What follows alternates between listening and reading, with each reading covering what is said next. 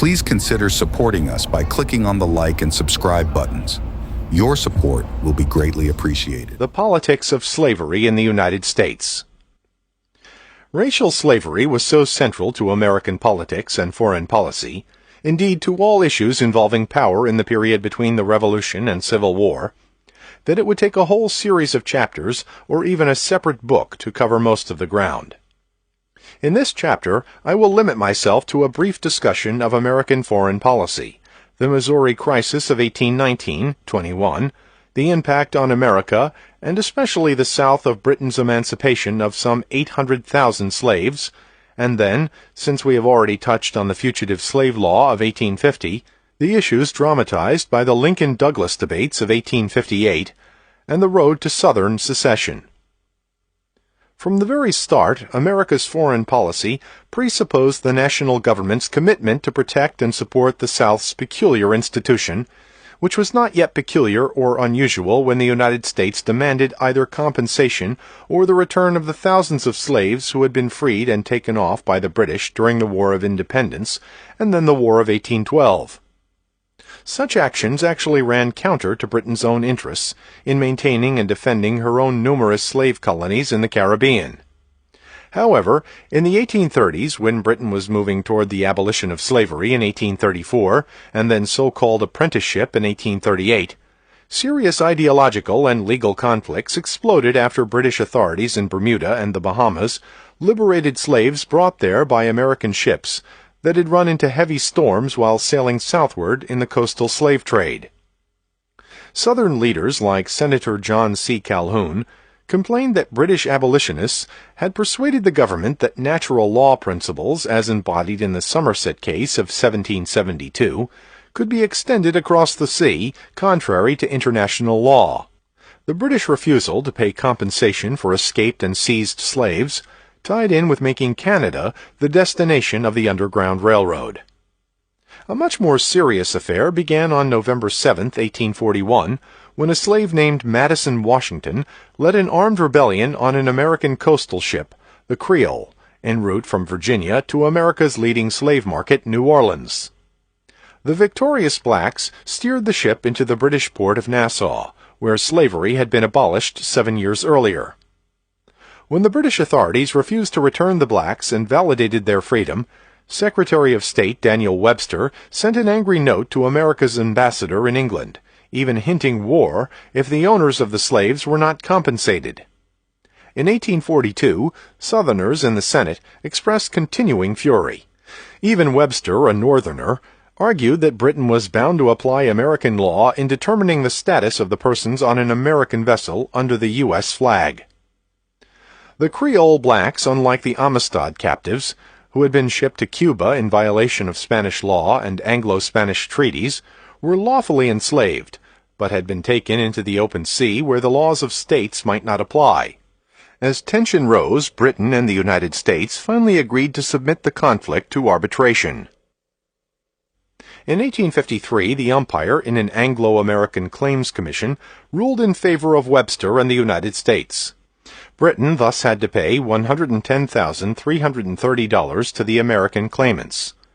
Aside from legal technicalities, this decision cast serious doubt on the later widespread assumption that by the 1850s justifications for slavery had been wholly repudiated in the non-slaveholding world. As we have already seen, a growing consensus on the economic failure of slave emancipation in the British West Indies coincided with the emergence of scientific racism and a militant pro-slavery ideology in the American South. America's overriding objective in the early 19th century, as in the post-revolutionary period, was to prevent Britain or France from acquiring a foothold in the increasingly vulnerable Spanish territories of North America. But those territories, following Jefferson's momentous Louisiana Purchase of 1803, including Cuba, East and West Florida, and the Mexican province of Texas, were threats mainly to the slaveholding South.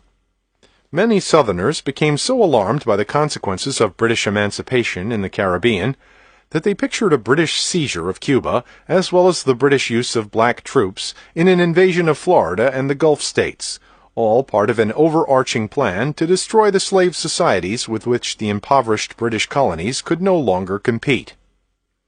The War of 1812 made it clear that the possession of Florida, which Jefferson as Secretary of State had contemplated acquiring in the early 1790s, was essential for the security of the entire Lower South. From bases in supposedly neutral Spanish Florida, the British had in fact incited Indian raids, had encouraged slave desertions, and had originally planned to launch an invasion to cut off New Orleans and Mississippi navigation from the rest of the United States. As we have seen, the Haitian Revolution of 1791-1804 had also shown that war could ignite a massive slave uprising and totally destroy a slaveholding society. For nearly 70 years, the image of Haiti hung over the South like a black cloud, a point of constant reference by pro-slavery leaders. One of the consequences of the Napoleonic Wars, which totally transformed Europe and ended in 1815, was the fatal weakening of slaveholding regimes in most parts of the New World. Not only did France lose Haiti, the most valuable sugar and coffee colony in the world, but this French defeat led Napoleon to sell what had been the Spanish Louisiana Territory, thus doubling the size of the United States. Moreover, Napoleon's seizure of Spain opened the way for independence movements in the immense Spanish territories from Mexico to Chile. The prolonged wars of liberation undermined the institution of slavery, and either ended it within a few years, as in Mexico and Central America, or committed the future Spanish-American republics to programs of very gradual and compensated emancipation, similar to those in the northern states. As we have seen, after the British abolished their own slave trade in 1808, they embarked on a long-term policy of suppressing the slave trade of other nations.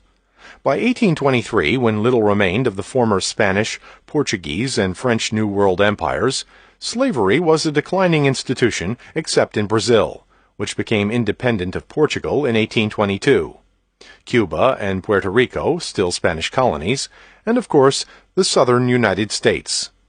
This wider context of New World slavery dramatizes a momentous irony in American foreign policy from the time of Jefferson's presidency to the Civil War.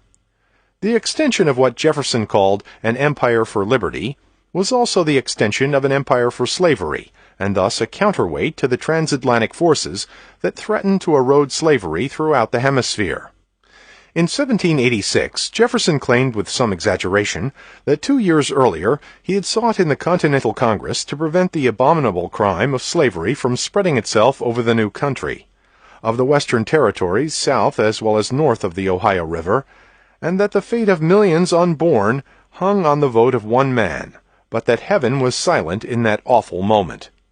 But then, as president, except for urging Congress to outlaw the African slave trade, Jefferson gave no encouragement to the mildest anti-slavery measures, and instead initiated the policy of trying to isolate Haiti economically and diplomatically in order to end the spread of black revolution.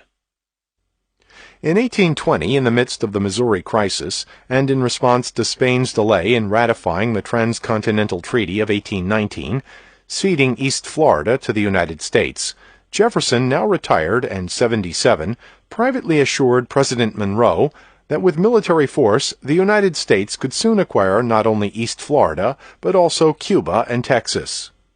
Cuba was at that time becoming the world's greatest producer of slave-grown sugar, and Jefferson confidently but wrongly predicted that Texas would become the richest state in the Union, partly because it would produce more sugar than the country could consume.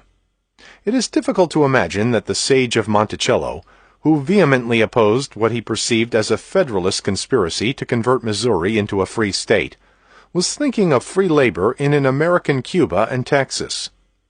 In fact, directly contradicting the principle of his 1784 ordinance excluding slavery from the West, Jefferson now argued that the slaves' diffusion over a greater surface would make them individually happier, and proportionally facilitate the accomplishment of their emancipation by dividing the burden on a greater number of coadjutors. From the annexation of Florida in 1821 to the actual annexation of Texas in 1845, the United States acquired no new territory that could upset the balance between free states and slave states achieved by the Missouri Compromise, to which we will turn in a moment. The Old Southwest, including Alabama, Mississippi, and Louisiana, still contained immense tracts of uncleared and uncultivated land, and some Southerners feared that reckless expansion would lead to excessive production, which would lower the price of cotton and other cash crops. The connections between slavery and national expansion involve two basic and continuing assumptions that govern foreign policy. The first assumption was that territorial expansion was the only means of protecting and extending the principles of the American Revolution in a generally hostile world, a world devoted to monarchy. The larger our association, Jefferson had predicted as president, the less will it be shaken by local passions. According to this nationalist view, Americans could deal with domestic imperfections once the nation had achieved sufficient power to be secure. Thus, after the War of 1812, when Northern Federalists carried a fatal taint of treason because of their Anglophilia and secessionist Hartford Convention, ardent nationalists like the young John Quincy Adams felt that personal misgivings over slavery had to give way to the need for a united front against the monarchical despots of Europe. During the Missouri crisis, the anti-slavery forces could never overcome the unfair charge that they were serving Britain's interests by fomenting sectional discord and blocking the westward expansion of the United States. The second and related assumption, held with passionate conviction by all but one president from Jefferson to Buchanan, and especially by Tyler and Polk, was that Great Britain was America's natural enemy. These presidents saw Britain as a kingdom ruled by selfish interest, lusting for domination of the world, filled with a deep-rooted hatred for everything America represented, and committed to the humiliation and subjugation of its former colonies. Anglophobia had much to do with the swift death of the Federalist Party, and the long delay in forming an organized anti-slavery movement, which was largely led, in the 1830s, by sons and daughters of Federalists, many of whom had strong ties with British reformers. This hatred of England was nourished by contemptuous anti-American essays in British periodicals, and by unflattering descriptions by English travelers that were widely reprinted in the United States.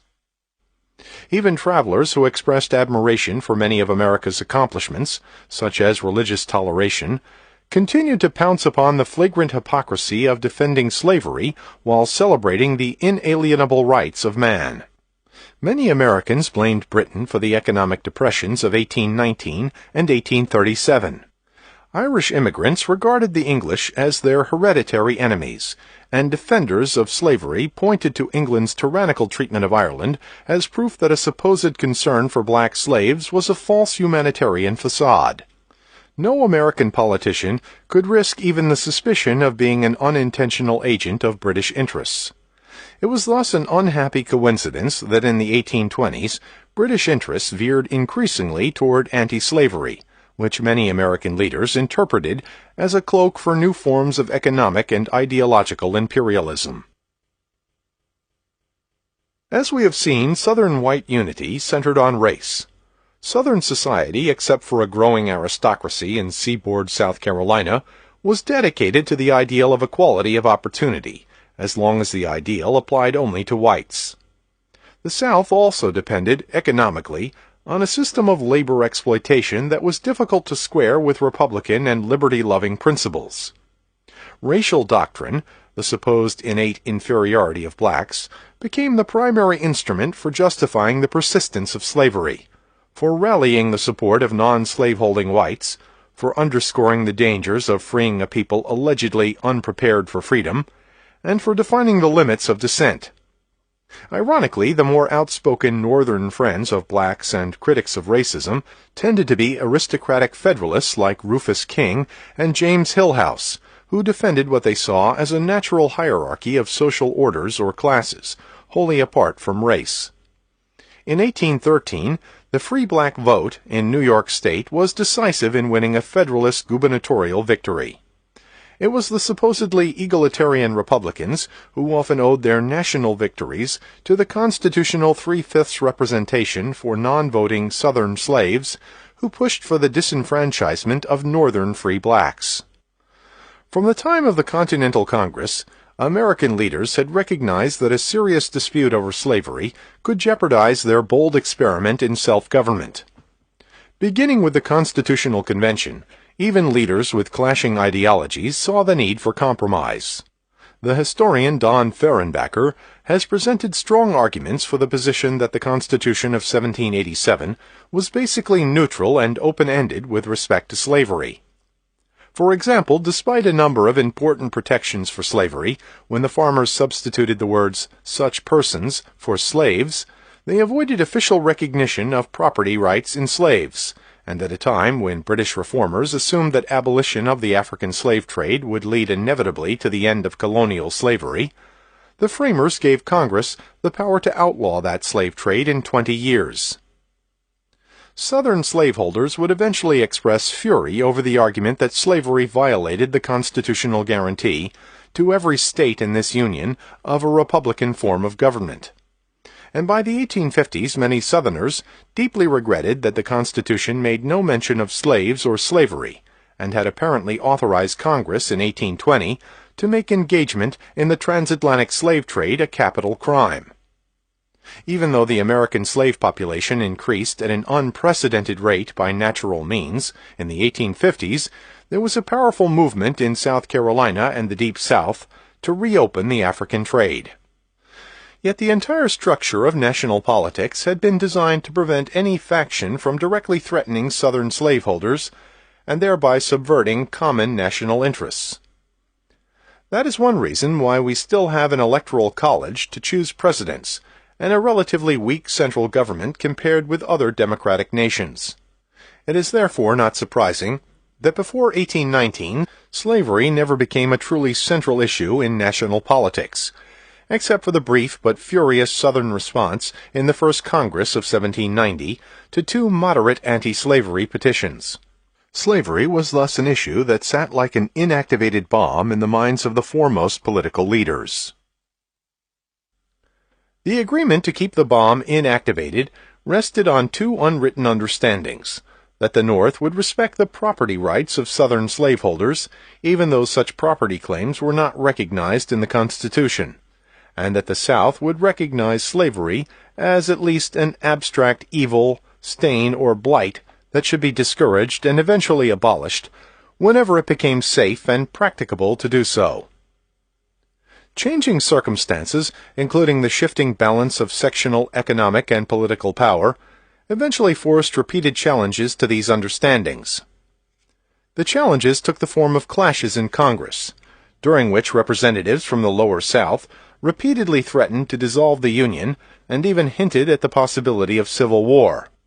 On each occasion, the resulting compromise strongly favored the South.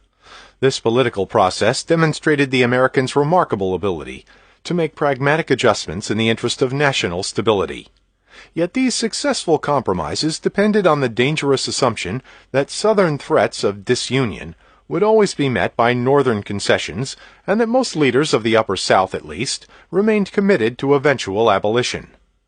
For a time, the North could afford to make concessions, such as the acceptance of slavery in the Mississippi Territory, since slave states surrounded much of the region, and this kind of expansion seemed to endanger no vital Northern interests.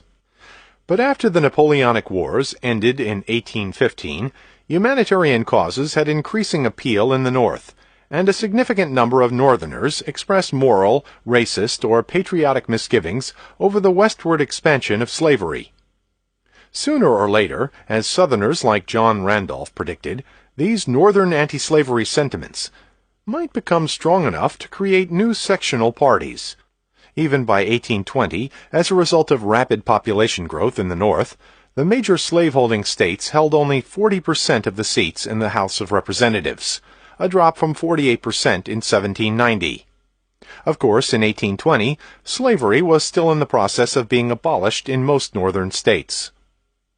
Only the Senate could provide a firm and dependable defense against potential Northern encroachments regarding slavery, and the key to power in the Senate was new slave states, each appointing 2 new senators regardless of population size.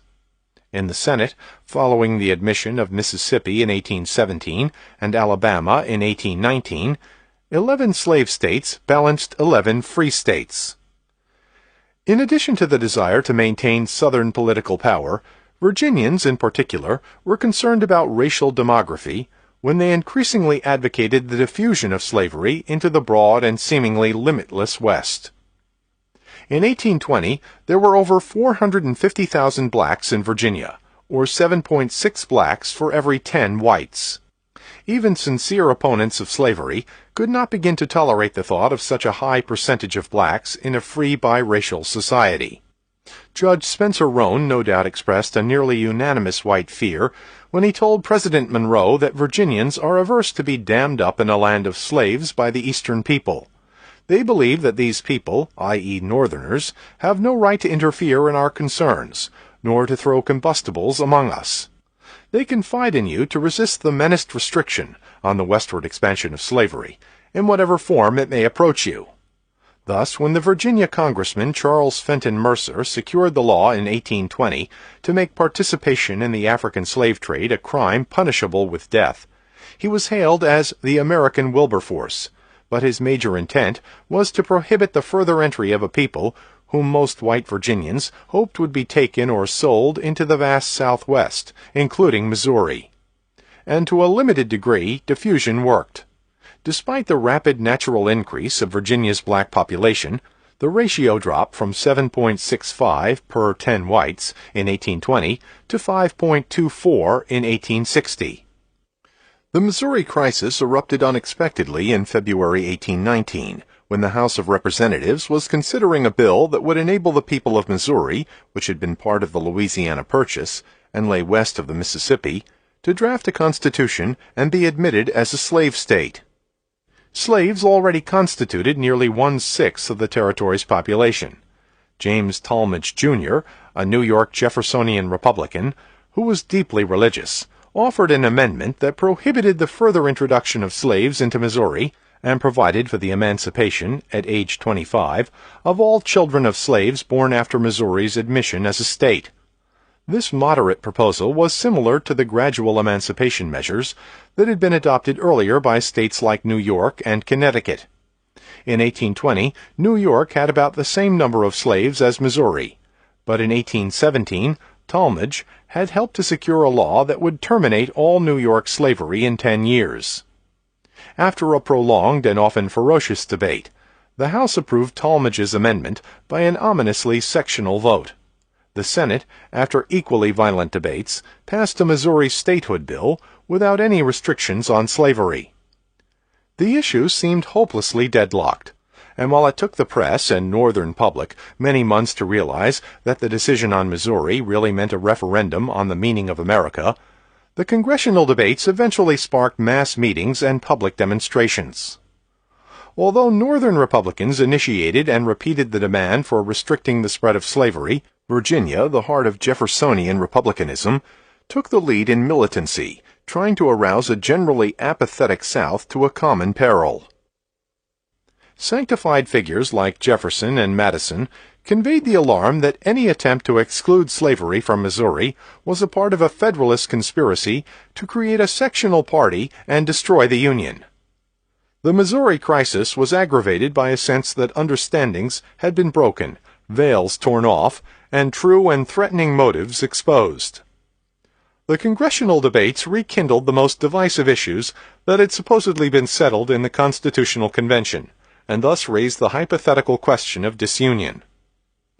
In a sense, then, the House and Senate faced a reenactment of 1787, a ritual underscored by the prominence in the congressional debates of two of the Constitutional Convention's surviving antagonists, Representative Charles Pinckney of South Carolina, who openly defended slavery and now insisted that Congress had no power to exclude slaves, a form of legitimate property, from even the unsettled territories, and Senator Rufus King of New York, the alleged leader of the Federalist conspiracy, who astonished James Madison and many other Southern leaders when he announced in 1820 that any laws or compacts upholding slavery were absolutely void because they are contrary to the law of nature, which is the law of God, by which he makes his way known to man and is paramount to all human control.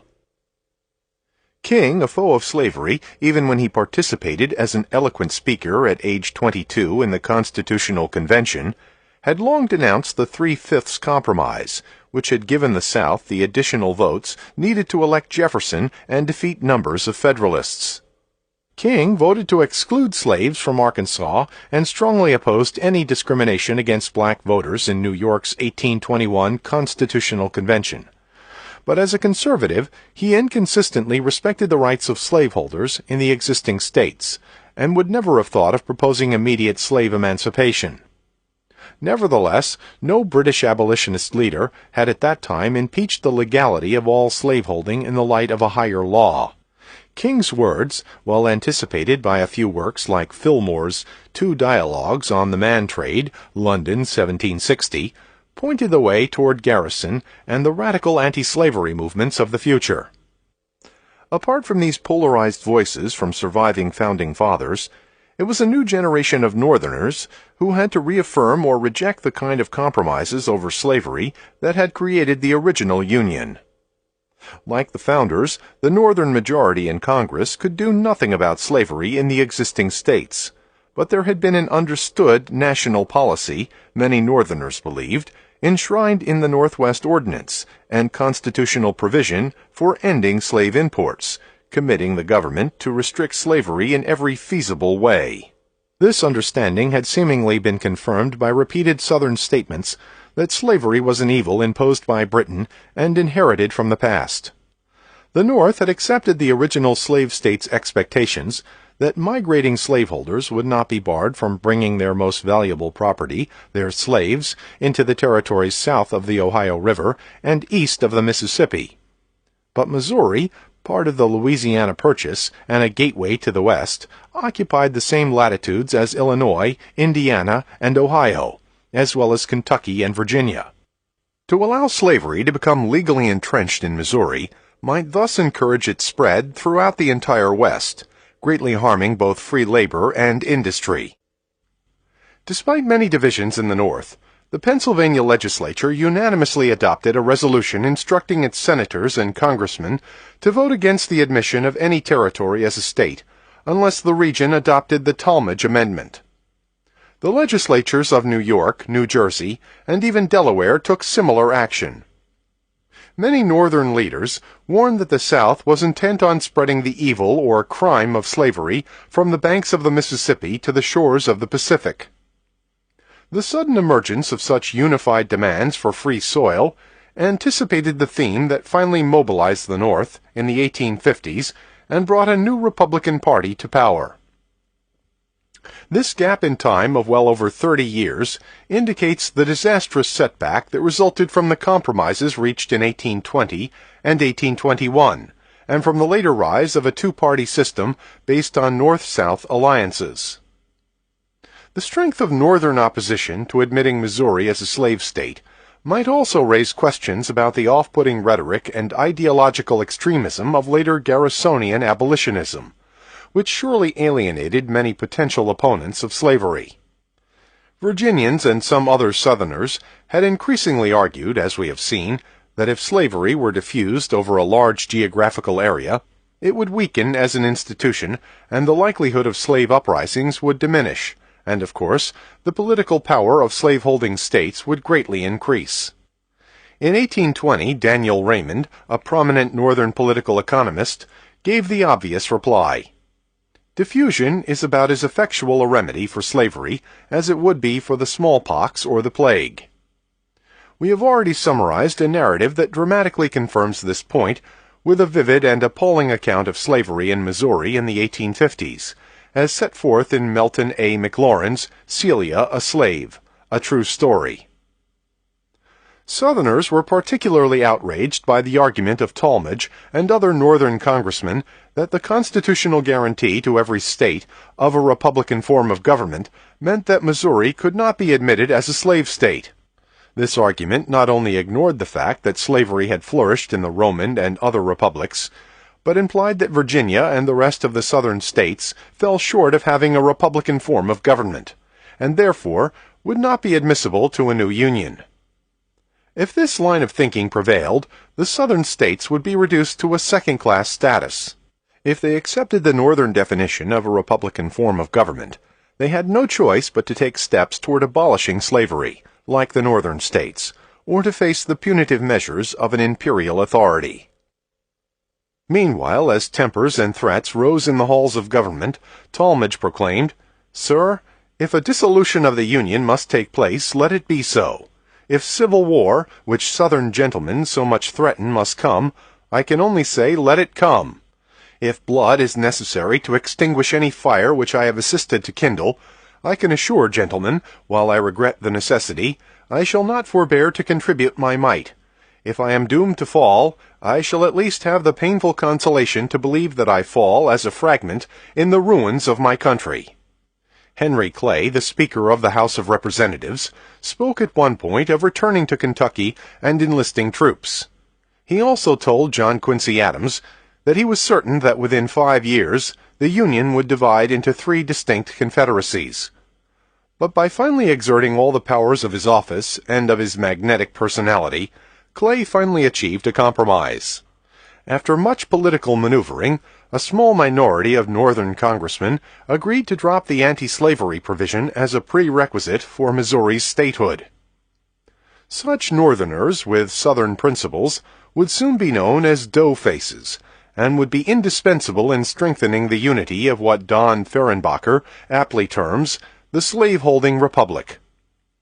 For their part, a small minority of Southerners agreed that slavery should be excluded from the remaining and unsettled portions of the Louisiana Purchase north of latitude 36 degrees 30, the latitude of Missouri's southern border. In effect, this measure limited any further expansion of slavery within the Louisiana Purchase to Arkansas, directly south of Missouri, and what would later become Oklahoma, though one must remember Jefferson's musings about Texas becoming the richest state in the Union.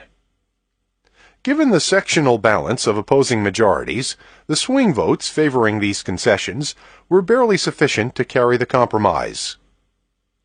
The way was now open for admitting Maine as a free state, since Clay and the Senate had refused to accept Maine's statehood until the House had abandoned efforts to restrict slavery in Missouri.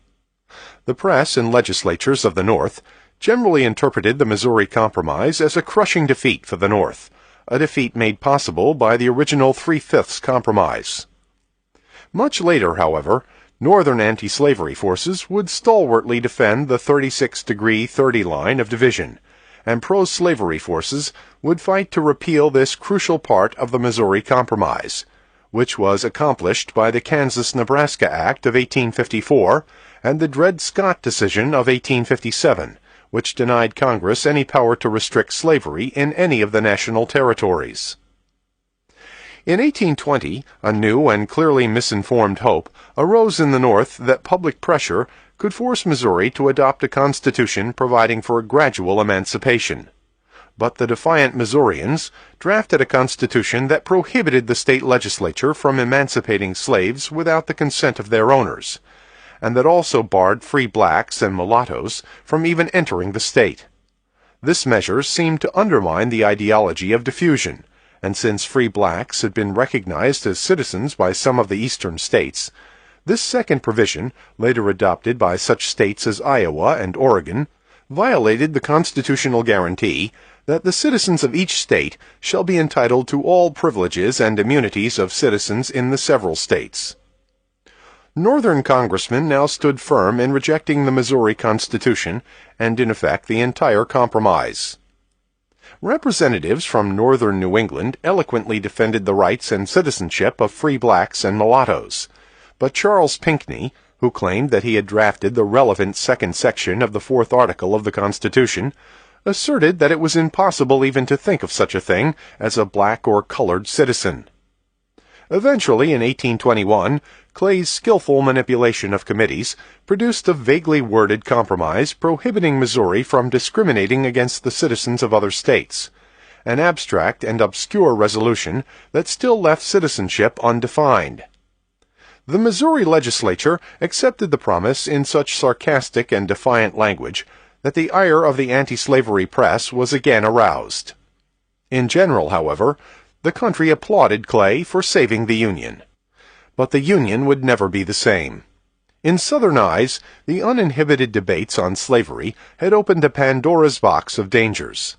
Though the Federalist Party had mostly collapsed, thus removing what many Jeffersonians perceived as the major political threat, the free blacks of Washington had packed the galleries of the House and had listened intently to anti-slavery speeches. If Rufus King could be linked by his enemies to Anglophilic treason, his very name, King, combined with his seasoned eloquence, radiated power. In 1822, as we have seen in Chapter 11, during the trial of the alleged conspirators associated with Denmark Vesey, a Charleston slave testified that Vesey had shown him an anti-slavery speech delivered by Rufus King, the black man's friend. The connection between the Missouri debates and a sizable slave conspiracy stunned South Carolina, confirming its worst fears. The cumulative effect was twofold: to unite most whites in the Deep South in the suppression of any dangerous discussion of slavery, wholly apart from the other political differences, and to strengthen the hand of both states' rights extremists and the defenders of slavery as a positive good. Even more important, the entirely fortuitous outcome of the Missouri struggle contributed to the creation of a national two-party system intended to contain and neutralize the kind of sectional discord that erupted in 1819. From its very start, the Democratic Party of Martin Van Buren and Andrew Jackson sought to suppress criticism of slavery by blocking the delivery of abolitionist mail in the South, by forcing the gag rule that tabled anti-slavery petitions in Congress, by challenging the judiciary when President Van Buren did everything he could to prevent a publicized trial of the Amistad captives, and by favoring the annexation of Texas as a slave state or a cluster of slave states. The Whig Party was no doubt less racist and far less committed to the westward or southward expansion of slavery. But since the political viability of the Whig Party depended on much support from wealthy Southern slaveholders, it provided few outlets for even moderate anti-slavery argument, even though many Northern Whigs began tilting in an anti-slavery direction. While Andrew Jackson, the founding Democratic president, defied the states' rights extremists in South Carolina in the nullification crisis of 1832-33, it was not until American slaveholding settlers in Texas proclaimed their independence from Mexico in 1836, 7 years after Mexico had outlawed slavery, that the issues supposedly resolved by the Missouri Compromise began to thunder again on the southwestern horizon. We now come to a momentous question that historians have seldom recognized.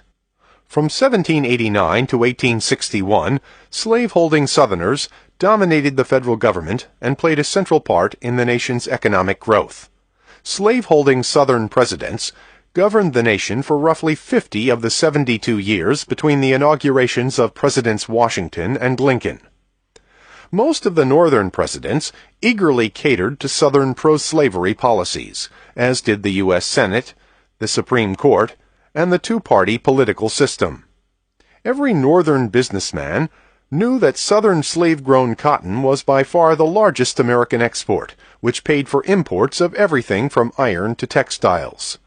The Southern lords of the lash forged close ties with Northern lords of the loom, to say nothing of Northern banking, insurance, and shipping firms. Moreover, these intersectional connections were reinforced by blatant anti-black racism in the North, and by the fear held by countless numbers of white workers that if slaves were emancipated, they would move north and drastically lower wages. Largely because of this racism, coupled with Southern political domination and constitutional constraints, abolitionism in the 1830s and 1840s was pathetically weak and politically ineffective, especially when compared with the abolitionist mass movements in Britain. While the scathing, self-righteous rhetoric of men like Garrison may have deterred some potential supporters, there was really little that abolitionists could do in the way of changing solid realities. The gag rule long prevented Congress from even hearing their petitions. Their naive hopes of using moral suasion to transform the minds of Southerners led postal authorities to destroy their mail. In the North, abolitionists often confronted hostile mobs. Southerners offered rewards for their bodies, dead or alive. In view of these facts, the central question is why the South became so overwrought and increasingly hysterical over the supposed abolitionist menace.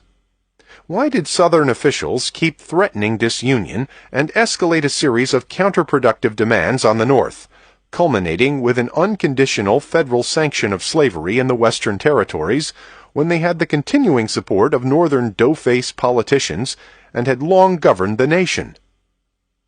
The answer lies in large part in Great Britain, the monarchic mother country, rejected and castigated from the time of Jefferson's list of indictments in the Declaration of Independence, and also the major market in one of history's supreme ironies for most of the South's slave-grown cotton. I hasten to add that it was the domestic American abolitionists and the common Anglo-American political and intellectual culture that made the British anti-slavery cause so threatening in Southern minds. The Portuguese historian João Pedro Marques reminds me that while the Brazilians and Portuguese expressed similar hostility to British anti-slavery imperialism, there were no political responses like those in the southern United States. But except in Brazil in the 1880s, as we will see in the epilogue, there were no close ties between British abolitionists and a growing domestic anti-slavery movement.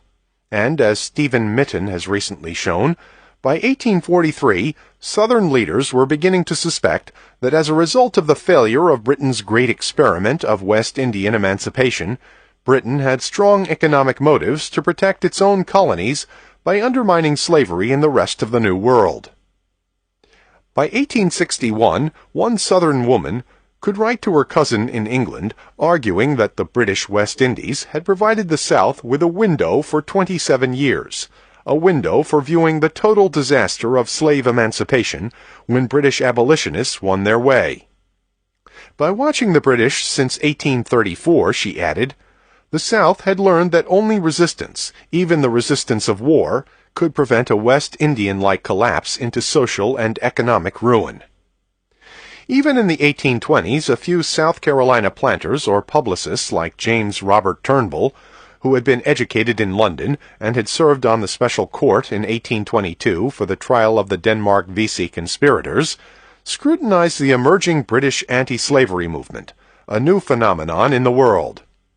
It appeared that the original efforts of Granville Sharp, Wilberforce, Clarkson, and their supporters, who seemed to call for nothing more than the outlawing of the African slave trade, had led to an irreversible concatenation of events that included imperialistic interference in the commerce of other nations, dictatorial treatment of crown colonies, and then a massive and unprecedented popular outcry for the overthrow of colonial slavery itself. In other words, in the eyes of Turnbull and many others, once a small group of reformers succeeded in hammering in an entering wedge and in inflaming a public that had no knowledge of plantation life or of the capacity of Africans for freedom, nothing could prevent the destruction of millions of dollars' worth of property and of entire social systems. It was more than coincidental that a major American crisis of 1832-33, ignited by South Carolina's attempt to prove that a state could nullify a federal law, in this case a tariff, overlapped in time with the climax of the British anti-slavery movement, which ended with an unprecedented assertion of parliamentary power.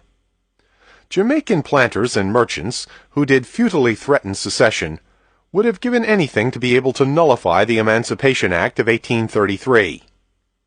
It is also worth noting that the Anglo-Texans' Declaration of Independence from Mexico in 1836 occurred 2 years after the British emancipated some 800,000 slaves and 2 years before the British ended black apprenticeship.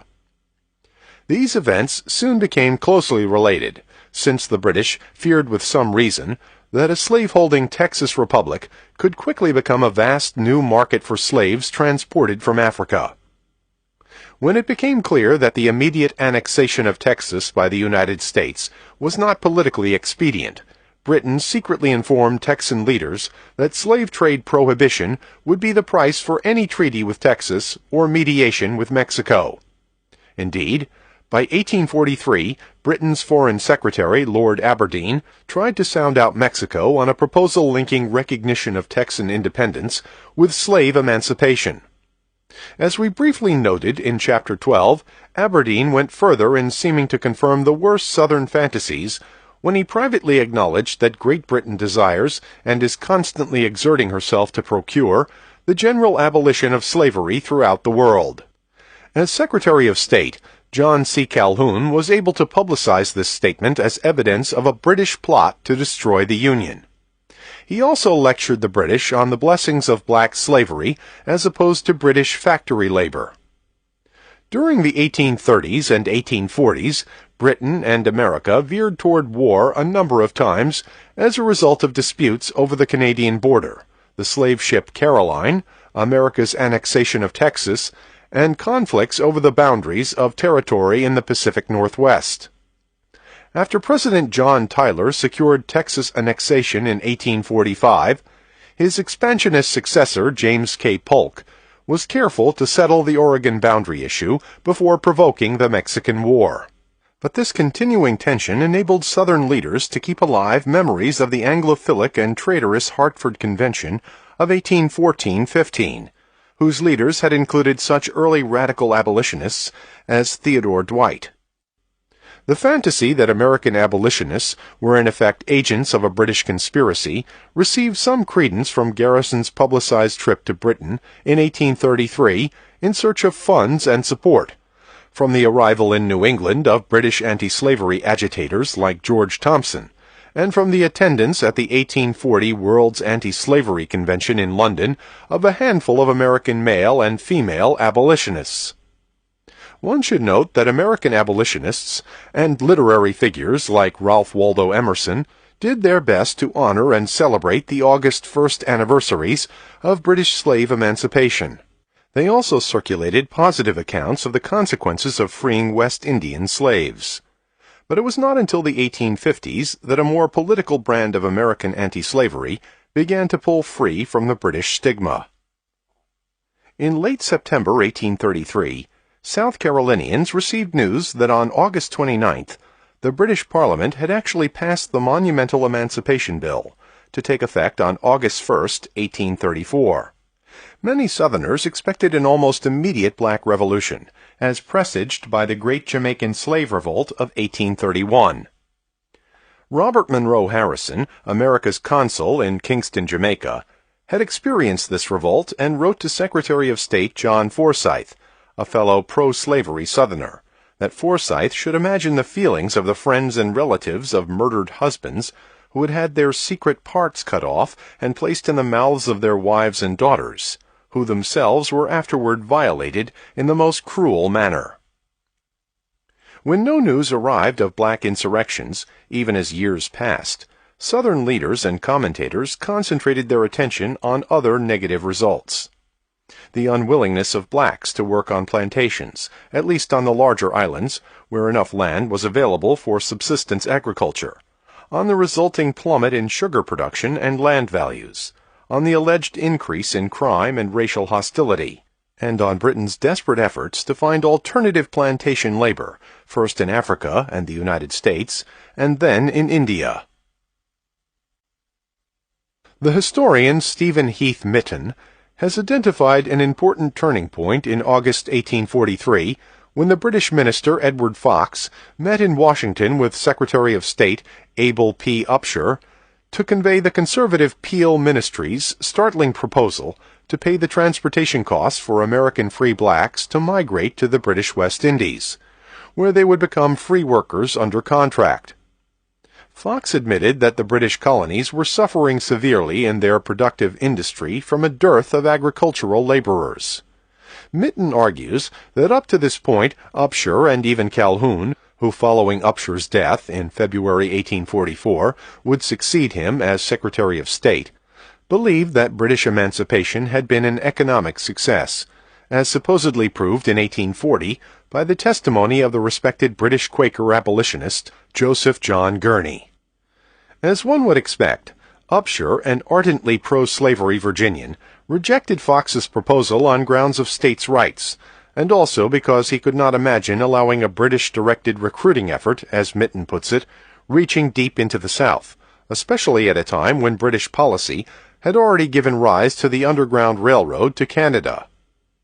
More important, given the context of Britain's intervention in Texas to prohibit the slave trade, this striking evidence of the failure of emancipation greatly alarmed Upshur and his colleagues with respect to Britain's future economic motives for undermining such competing slave societies as Cuba, Brazil, and the United States.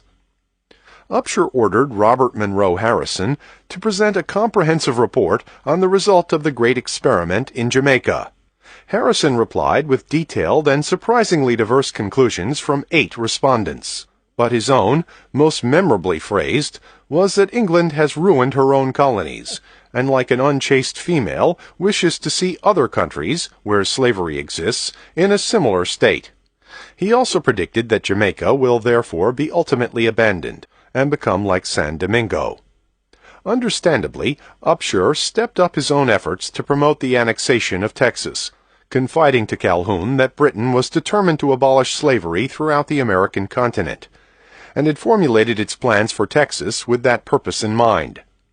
The Southern leaders' mentality was not helped by the fact that since the late 1830s there had been a sharp decline in cotton prices, slave prices, and cotton exports, all wholly reversed in the 1850s.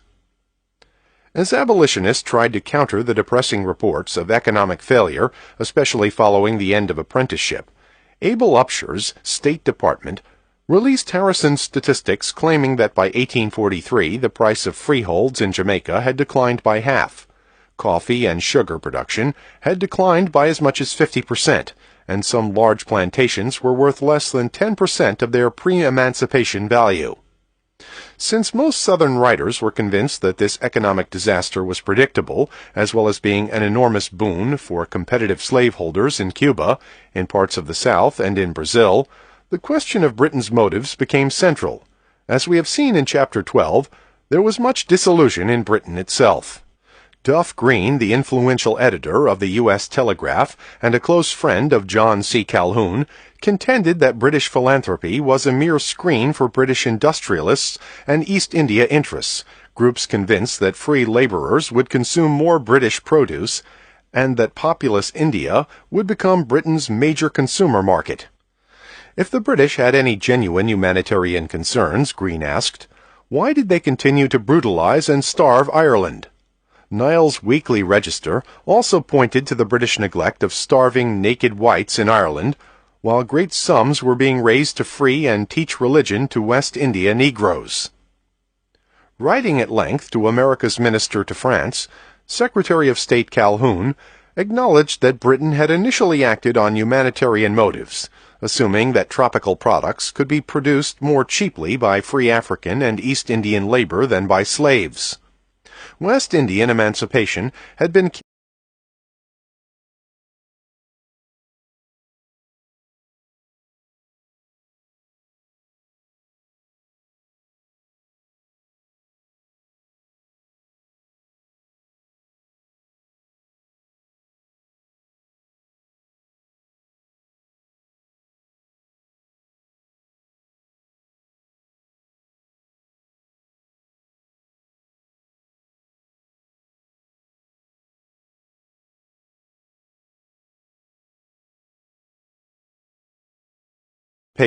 had been calculated to combine philanthropy with profit and power, as is not unusual with fanaticism.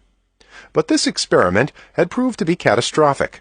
British statesmen could read the statistics that showed how far Cuba, Brazil, and the United States had outstripped all the British tropical possessions in the production of coffee, cotton, and sugar. In order to regain and keep her financial superiority, Calhoun affirmed, Britain was pursuing 2 simultaneous objectives. First, she aimed to restore her own capacity to produce tropical staples by exploiting only nominally free labor in the West Indies, East Africa, and her East India possessions.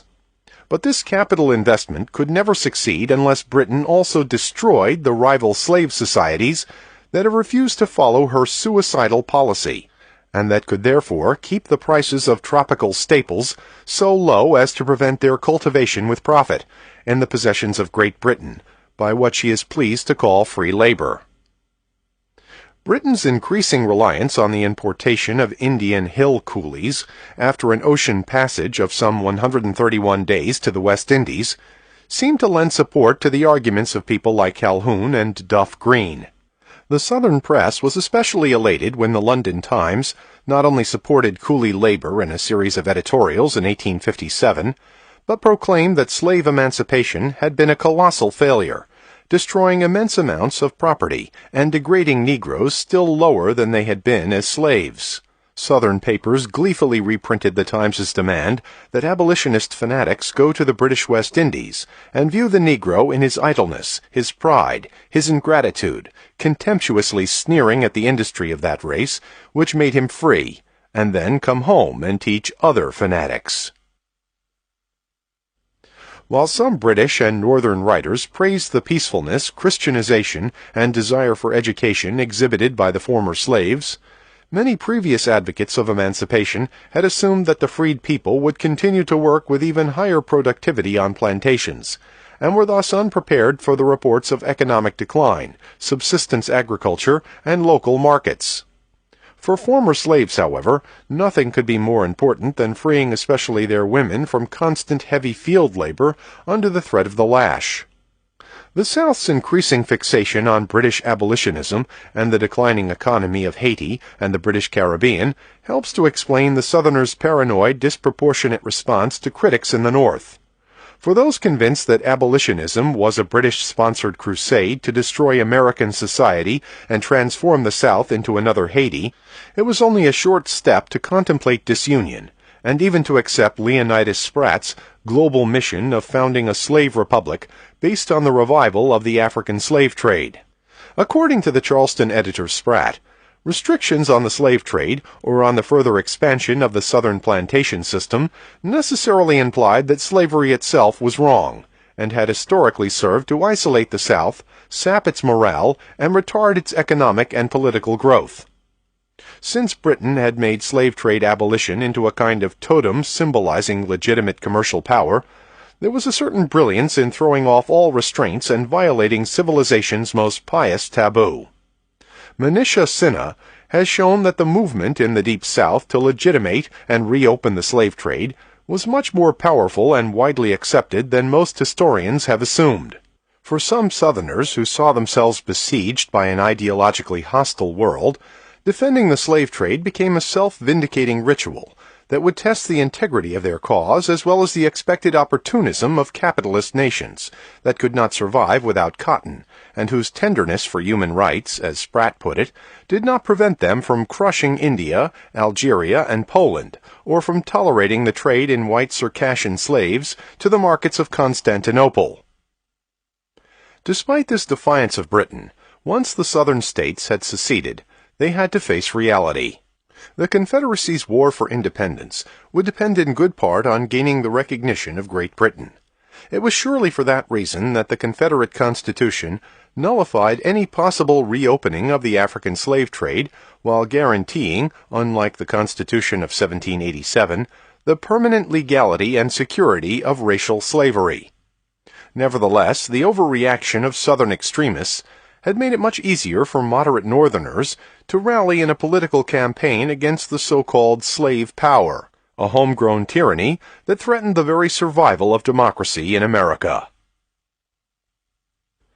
By the mid-1850s, a growing number of Northerners had become convinced that black slavery, by supporting idle planters and by associating work with servility, undermined the dignity of labor. As an alternative to the whips and chains of the South, the North offered an idealized vision of prosperity and progress without exploitation, a vision of industrious farmers and proud artisans, of schoolhouses, churches, town meetings, and self-made men. The vast territories of the West, unfenced and held in common by the American people, would thus become the critical testing ground for two competing versions of the American dream. But as we have seen for a growing number of Southern leaders and publicists, the Northeast was becoming a perfect replica of the British enemy.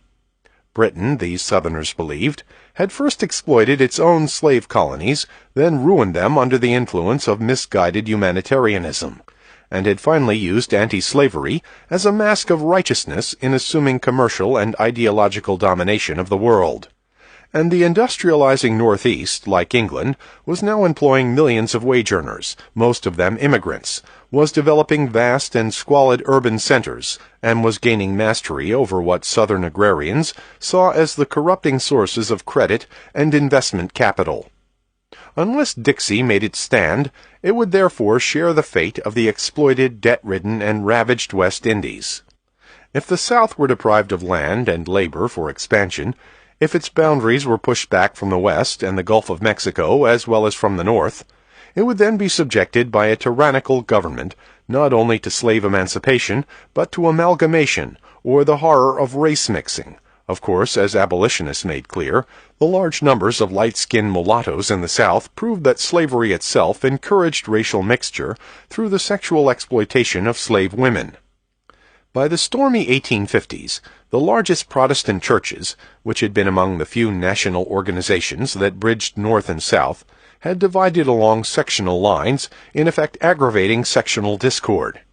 For a variety of reasons, the Whig Party suddenly collapsed, totally transforming the national two-party political system, and unknown to Americans at the time, preparing the way for the new sectional Republican Party and thus for Southern secession. During the decade from 1841 to 1851, more immigrants entered the country than during the entire previous 234 years. This had a depressing effect on the wages of northern non-farm, native-born manual laborers, leading to what Robert W. Fogel has called a short, hidden depression from 1853 to 1855. Since most of the newcomers were Irish and German Catholics, a volcanic eruption of anti-Catholic, anti-immigrant, anti-alcohol nativism gave rise to a so-called Know-Nothing Party, which in effect replaced the Whigs. The National Democratic Party survived, but the struggle over the pro-slavery Lecompton Constitution in Kansas, which the settlers rejected by a vote of nearly 10-1, then helped to split the Democrats fatally.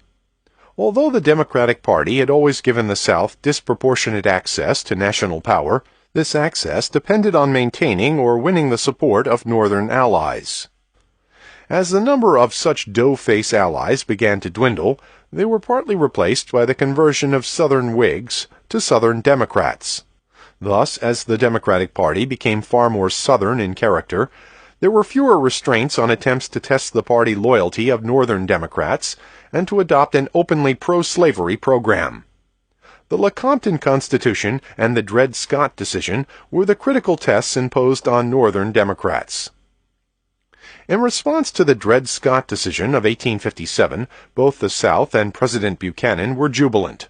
Despite vigorous dissenting opinions from Justices John McLean and Benjamin R. Curtis, the highest court in the land had ruled that excluding slavery from the territories, the issue that had divided the nation in the Missouri crisis of 1819-21, and the goal that had brought the Republican Party into existence, was unconstitutional. Republican newspapers, among them the New York Tribune, scornfully replied that the decision was entitled to just so much moral weight as the judgment of a majority of those congregated in any Washington bar room. Stephen Douglas, the leading contender for the Democratic presidential nomination in 1860, remained silent for many weeks. He wholly agreed with the denial of black citizenship and took credit for the congressional repeal of the Missouri Compromise in his own Kansas-Nebraska Act of 1854.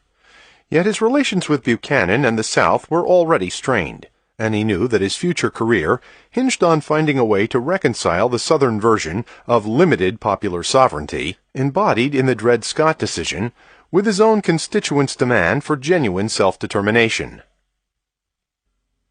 Douglas finally presented his response to the Dred Scott decision in an important speech at the Illinois State House in May 1857.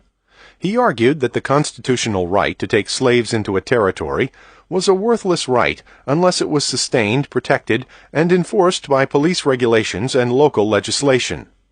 By contrasting an empty legal right to bring slaves into a territory, as sustained by Dred Scott, with the necessary public support to enforce such a right, Douglas denied any meaningful contradiction between the Dred Scott decision and his own principle of popular sovereignty. 2 weeks later, Abraham Lincoln, a former Whig, now a Republican, gave his reply to Douglas from the same forum. Terming the Dred Scott decision erroneous, Lincoln reminded his audience that the Supreme Court had frequently reversed its own decisions, and he promised that we shall do what we can to have it to overrule this. Since 1854, when he had attacked the Kansas-Nebraska Act, Lincoln had been making a new career by pursuing Douglas. Lincoln was a self-educated Kentuckian, shaped by the Indiana and Illinois frontier.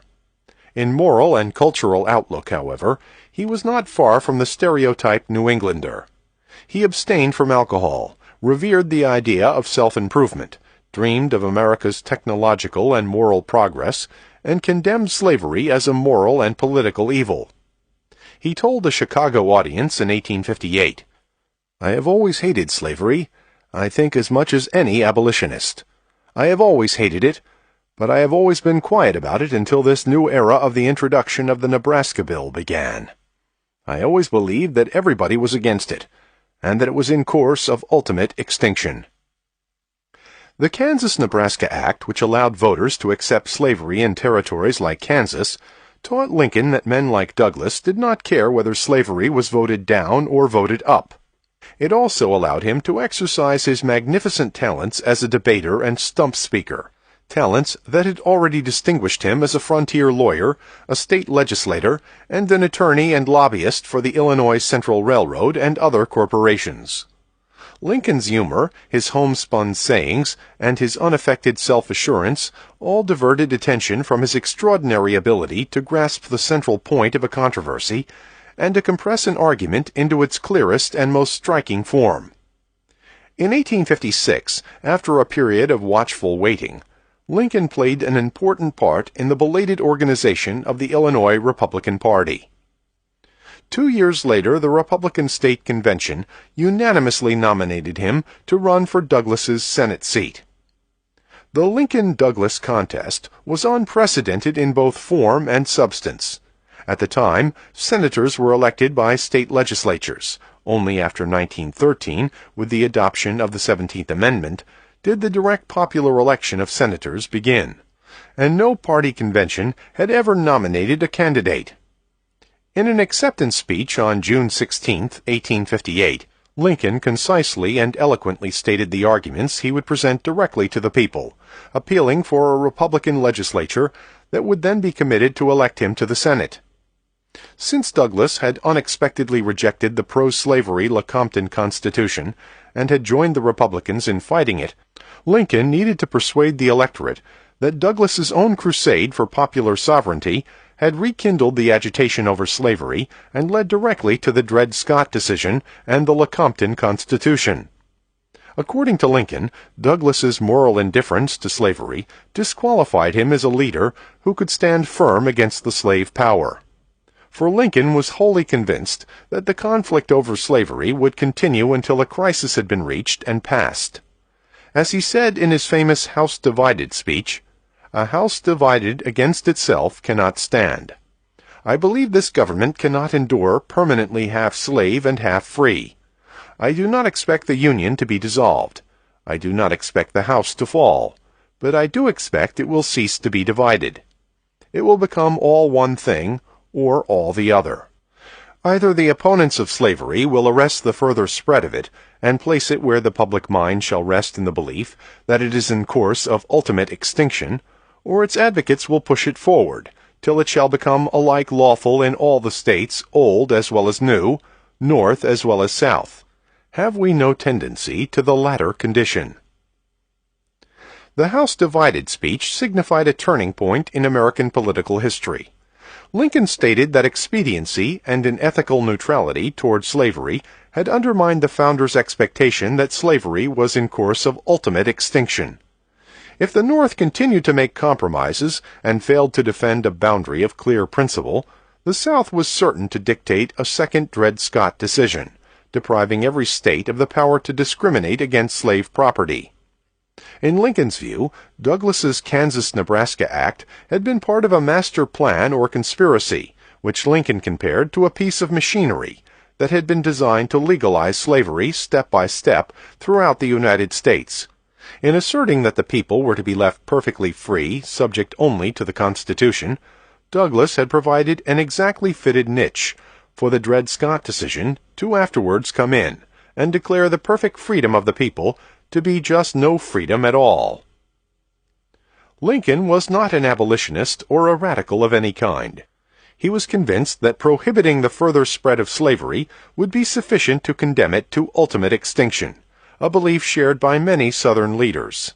Yet Lincoln, who had been deeply troubled by reading George Fitzhugh's all-out defense of slavery, insisted on a public policy aimed at the goal of gradual abolition, a public policy similar to that of Great Britain in the early 1820s, or in Lincoln's eyes, to that of the Founders. For Lincoln, rejecting popular sovereignty in the territories was the same as rejecting the moral indifference exemplified by Douglas, and this was the first step toward national redemption. Douglas seemed to be the nation's most likely choice for president in 1860. His struggle with Lincoln for re-election to the Senate in 1858 therefore commanded national attention. Making full use of newly constructed railroads, the two candidates traveled nearly 10,000 miles in 4 months. They crisscrossed Illinois, their tireless voices intermingling with the sound of bands, parades, fireworks, cannon, and cheering crowds. Each community tried to outdo its rivals in pageantry and in winning the greatest turnout from the countryside. Lincoln and Douglas agreed to participate in 7 face-to-face debates, which are rightly regarded as classics in the history of campaign oratory. Douglas tried to make the most of his experience as a seasoned national leader. At 45, he was 4 years younger than Lincoln, and to portray his opponent as a dangerous radical. According to Douglas, Lincoln's House Divided speech showed a determination to impose the moral judgments of one section on the other. Lincoln's doctrines threatened to destroy the Union and to extinguish the world's last hope for freedom. Douglas repeatedly exploited his listeners' racial prejudice, drawing laughter from his sarcastic refusal to question Mr. Lincoln's conscientious belief that the Negro was made his equal and hence his brother. Lincoln searched for ways to counteract the image of a revolutionary and nigger lover. Always insisting on the moral and political wrong of slavery, he repeatedly acknowledged that the federal government could not interfere with slavery in the existing states. He opposed repeal of the fugitive slave law. He wholly rejected the idea of perfect social and political equality with the Negro. He did maintain, however, that blacks were as much entitled as whites to all the natural rights enumerated in the Declaration of Independence, the right to life, liberty, and the pursuit of happiness. If the black was perhaps not equal in moral or intellectual qualities, in the right to eat bread without leave of anybody else, which his own hand earns, he is my equal, and the equal of Judge Douglas, and the equal of every living man. Great applause. The election in Illinois was extremely close. The Republicans did not win enough seats in the legislature to send Lincoln to the Senate, but the campaign immediately elevated him to national prominence. Lincoln had expressed and defended a Republican anti-slavery ideology that combined fixed purpose with a respect for constitutional restraints. Southern Democrats were outraged by Douglas's response to Lincoln in the debate at Freeport, Illinois, where Douglas had maintained that regardless of what the Supreme Court might decide about the constitutionality of slavery in a territory, the people had the lawful means to introduce it or exclude it as they pleased. Repeating his familiar point that slavery could not exist a day or an hour anywhere unless it was supported by local police regulations, Douglas emphasized that the unfriendly legislation of a territorial government could effectively prevent slavery from being introduced. As Lincoln later quipped, this was to say, a thing may be lawfully driven from a place where it has a lawful right to be. Cheers and laughter. In 1859, the breach between Douglas and the South could no longer be contained. The people of Kansas ratified a new constitution prohibiting slavery, thereby giving bite to Douglas's so-called Freeport Doctrine. In the Senate, where Douglas had been ousted from his chairmanship of the Committee on Territories, he led the fight against the Southern demand for a federal slave code protecting slave property in all the territories. During a tour of the South, Douglas became alarmed by the growing movement, led by young pro-slavery fire-eaters, to revive and legalize the African slave trade. Looking ahead to the Democratic Convention of 1860, Douglas issued what amounted to an ultimatum about the party platform.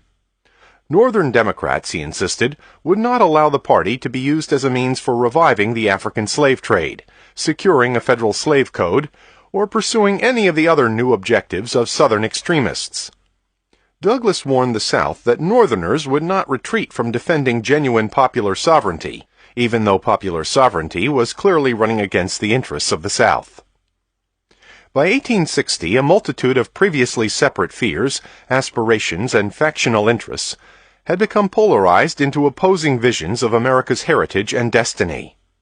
As many Southern leaders became increasingly obsessed with the British example, and with the growth of Northern support for fugitive slaves and opposition to the expansion of slavery, traditional systems of trust and reciprocity had collapsed. John Brown, who had warred against slavery in Kansas, was a key symbol in this polarization. Backed financially by a secret group of abolitionists, including the wealthy Gerrit Smith, Brown had also cultivated extremely close ties with free black communities in the North. On the night of October 16, 1859, he and 21 heavily armed white and black followers seized part of the federal arsenal at Harper's Ferry, Virginia, now West Virginia. Brown hoped to begin the destruction of slavery by igniting a slave revolt and creating in the South a free soil refuge for fugitives. After resisting federal troops for 2 days, Brown surrendered. He was tried for conspiracy, treason, and murder, and was hanged.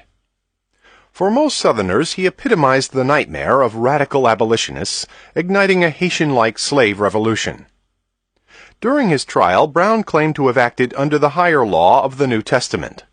He insisted that, had I so interfered in behalf of the rich, the powerful, the intelligent, the so-called great, or in behalf of any of their friends, and suffered and sacrificed what I have in this interference, it would have been all right, and every man in this court would have deemed it an act worthy of reward rather than punishment. For Brown, the higher law was not a philosophical abstraction, but a moral command to shed blood and die in the cause of freedom. In the eyes of armchair reformers and intellectuals, Brown's courage to act on his principles made him not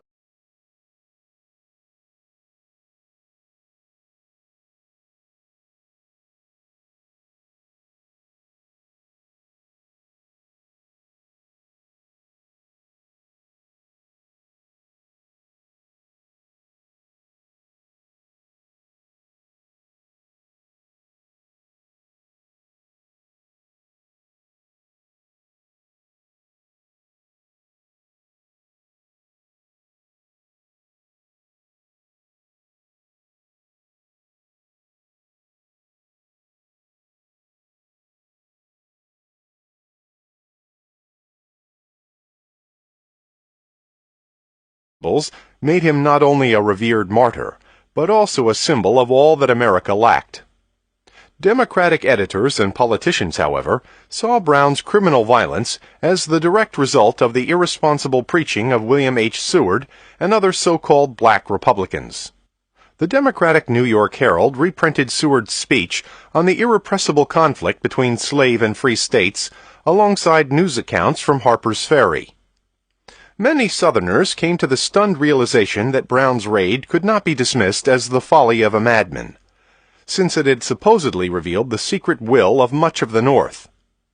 Senator James M. Mason of Virginia told Congress that John Brown's invasion was condemned in the North only because it failed. In the words of Jefferson Davis, a Mississippi senator who had been President Franklin Pierce's Secretary of War, the Republican Party had been organized on the basis of making war against the South.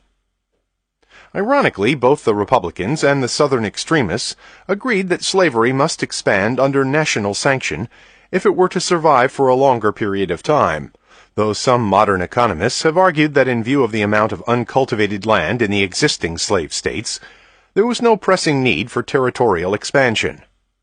They also agreed that if the Dred Scott decision was valid, the government had an obligation to protect slave property, like all other property, in all the territories.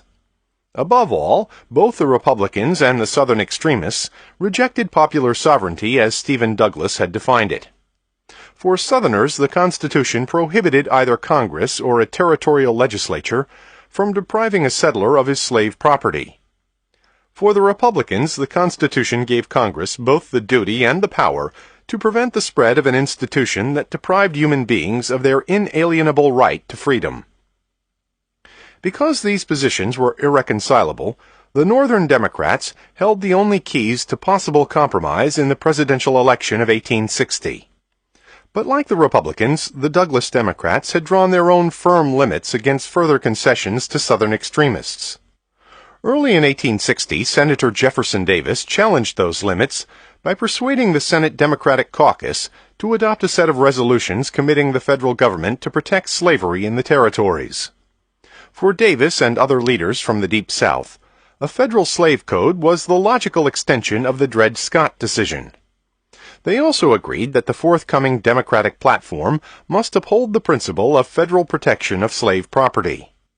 The Douglas Democrats knew that such a principle of guaranteed protection would completely undercut their reliance on legislation unfriendly to slavery in a territory, and that such a plank would guarantee their defeat in the North.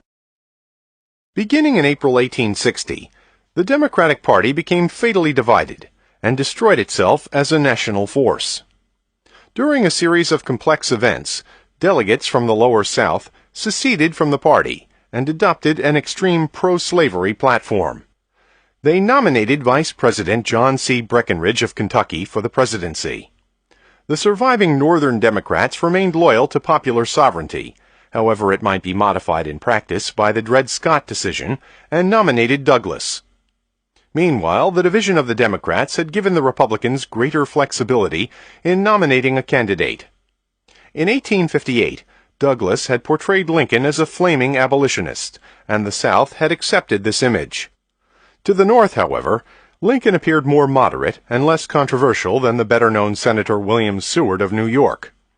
Unlike Seward, Lincoln was not popularly associated with the higher law doctrines that had led to Harper's Ferry. Although Lincoln disapproved of know-nothing nativism, he was more discreet than Seward, and thus stood less chance of losing the nativist vote in Pennsylvania and other critical states. If some Northerners regarded him as a crude buffoon from the prairies, he appealed to many other Northerners as the tall rail-splitter of humble origins, a man of the people, an egalitarian. Except for his general endorsement of the proposed Homestead Act, protective tariffs, and a transcontinental railroad, all programs that were popular in the North and West, and that had been blocked in Congress by the South, Lincoln was associated with few political issues and had made few enemies. In May, at the Republicans' boisterous convention in Chicago, Lincoln finally overcame Seward's early lead and received the nomination. The presidential campaign of 1860 was filled with the noisy hucksterism and carnival atmosphere that had been standard since 1840. The Republicans tended to discount the warnings of serious crisis, and they contemptuously dismissed Southern threats of secession as empty bluff, since South Carolinians, in particular, had been threatening secession for decades. The Breckinridge Democrats tried to play down these threats and to profess their loyalty to the Constitution and the Union. Yet various groups of moderates realized that both the Constitution and the Union were in jeopardy. This was the message of the new Constitutional Union Party, which was led largely by former Whigs, and which won many supporters in the Upper South. And this was the message that Stephen Douglas repeated bravely and incessantly in the South as well as in the North, in the first nationwide speaking campaign by a presidential candidate. In November, the national popular vote was divided among 4 candidates, and Lincoln received less than 40% of the national total. Yet he received 180 electoral votes, 57 more than the combined total of his 3 opponents. He carried every free state except New Jersey, and he won 4 of New Jersey's 7 electoral votes. In 10 of the slave states, however, he failed to get a single popular vote. Breckinridge, the Southern Democrat, captured all the states of the Lower South, as well as Delaware, Maryland, Arkansas, and North Carolina. John Bell, the leader of the once powerful Whig Party in Tennessee and the candidate of the Constitutional Union Party, carried Tennessee, Kentucky, and Virginia. Although Douglas received approximately 525,000 more popular votes than Breckinridge and trailed Lincoln by only 491,000, he won a mere 12 electoral votes, 9 from Missouri and 3 from New Jersey. In many respects, it was not really a national election. In the North, it was essentially a contest between Lincoln and Douglas. In the South, between Breckinridge and Bell. For the South, the worst fears and predictions of 40 years had come true. The United States had never had an administration that was even moderately hostile to black slavery. Although the South had dominated the federal government for most of its 71 years, slaveholding planters, especially in the Deep South, had always been alert to a central government's potential threat to slavery, a nightmare supposedly confirmed by Britain and in 1848 by France. Yet the advocates of states' rights had had no qualms about the federal government's draconian enforcement of the Fugitive Slave Law of 1850. Lincoln's reassurances regarding the constitutional protection of slavery in the existing states could not mitigate the crucial new facts. The election had proved that the North was populous enough to bestow national power on a minority party that had no support in the South. The Republican Party was committed to free labor ideology and to the proposition that slavery was morally wrong. Slaveholders would have to take Lincoln's professions of restraint on good faith. If he or his successors should become more militant, they could not be checked by a balance of political power. A dominant sectional party would control federal patronage, the postal service and military posts, and the appointment of federal judges and other office holders. Considerations of this kind strengthened the hand of secessionists. On December 20th, 1860, South Carolina crossed the threshold that had been so closely approached during the nullification crisis of 1832. A special convention repealed the state's ratification of the Constitution and withdrew South Carolina from the Union. Unlike Jackson when faced with similar defiance, President Buchanan maintained that the federal government could do nothing to prevent the move. Unionists mounted stiffer resistance to secession in other states of the Lower South. The chief controversies, however, involved timing, whether to follow the stampede of the fire-eating militants or to wait until Lincoln had shown his true colors after being inaugurated in March. By February 1st, 1861, the militants had triumphed in Mississippi, Florida, Alabama, Georgia, Louisiana, and Texas. Inevitably, the shock produced reflex actions toward the traditional saving compromise. Although Senator John Crittenden's proposed amendments to the Constitution were defined as moderate, they matched the most extravagant Southern demands of a few years before. Even so, the leaders of the Lower South knew that no compromise would be secure unless the Republican Party miraculously cast off its anti-slavery principles. Most Republicans could not publicly approve Crittenden's unamendable amendment that would have guaranteed the permanent security of slavery. Nor could they return to the old Democratic proposal for extending the Missouri Compromise line to the Pacific. The 1850s had shown that any federal commitment to establishing and protecting slavery south of that line would only encourage the South's expansionist ambitions in the Caribbean and Latin America. As Lincoln confidentially warned William Kellogg, his spokesman in Congress, entertain no proposition for a compromise in regard to the extension of slavery. The instant you do, they have us under again. All our labor is lost, and sooner or later must be done over. Douglas is sure to be again trying to bring in his pop salve. Have none of it. The tug has to come, and better now than later. By 1860, the North and South had moved beyond the reach of compromise. The United States had originally emerged from an act of secession, from a final rejection of compromise with Britain. Even after independence had been won, Americans continued to perceive Britain as a conspiratorial power that threatened to encircle the United States from Canada. Bermuda, the Bahamas, Florida, Cuba, Texas, and the Pacific Northwest, using anti-slavery ideology as the means of checking the nation's expansive energies. Despite this peril, America had continued to prosper and expand. The period from 1820 to 1860 witnessed an extraordinary extension of limits, an overleaping of boundaries of every kind. History seemed to confirm the people's wish for total self-determination. The white American people, like the white American individual, seemed to be free from the burdens of their past and free to shape their own character. The one problem that their ingenuity could not solve was black slavery, which the Founding Fathers had seen as an unwanted legacy of British greed. Ironically, the South increasingly came to regard black slavery as the necessary base on which freedom must rest. For many in the North, a commitment to slavery's ultimate extinction became the test of freedom. Each section detected a fatal change in the other, a betrayal of the principles and mission of the Founding Fathers. Each section feared that the other had become transformed into a despotic and conspiratorial power, very similar to the original British enemy. And both sections shared a heritage of standing firm against despotic power. Please consider supporting us by clicking on the like and subscribe buttons. Your support will be greatly appreciated.